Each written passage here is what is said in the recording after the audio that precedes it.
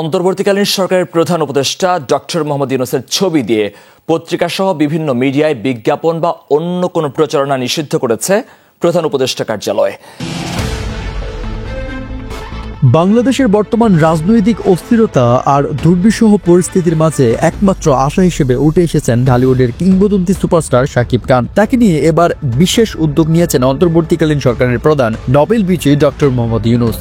রাজনীতি, দুর্নীতি এবং সামাজিক অস্থিরতার কারণে ক্লান্ত দেশের মানুষ। এমন পরিস্থিতিতে বিনোদনকে হাতিয়ার হিসেবে ব্যবহার করে জনগণের মনোযোগ সরিয়ে নেওয়ার আহ্বান জানিয়েছেন ডক্টর মোহাম্মদ ইউনূস। তার বক্তব্য, মানুষের মনে একটু শান্তি এবং জীবনের আনন্দ ফিরিয়ে আনতে পারে একমাত্র শাকিব খানের সিনেমা। ডক্টর ইউনূস সরাসরি সুপারস্টার শাকিব খানকে অনুরোধ করেছেন যে তিনি আরো বেশি সিনেমা তৈরি করেন। তার মতে রাজনৈতিক ষড়যন্ত্রতন্ত্র এবং বিপর্যস্ত মানুষের জীবনে বিনোদন ফিরিয়ে আনার জন্য শাকিব খানের মতো আইকনের ভূমিকা অপরিহার্য।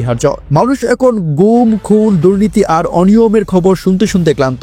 তারা এমন কিছু চায় যা তাদের জীবনে আশার আলো নিয়ে আসবে। শাকিব খানের সিনেমা সেই আলো দেখানোর মাধ্যম হতে পারে। প্রফেসর ডক্টর মোহাম্মদ ইউনূস বলেন, এখন দেখার বিষয় শাকিব খান দেশের মানুষের বিনোদনের চাহিদা পূরণ করতে কি পদক্ষেপ নেন। তিনি কি নতুন সিনেমার ঘোষণা দিয়ে দেশের এই ক্লান্তিকালে আরো একবার প্রমাণ করবেন কেন তিনি ঢালিউডের একমাত্র কর্ণধার। প্রিয় দর্শক, সুপারস্টার শাকিব খানকে ভালোবাসলে অবশ্যই চ্যানেলটি সাবস্ক্রাইব করবেন।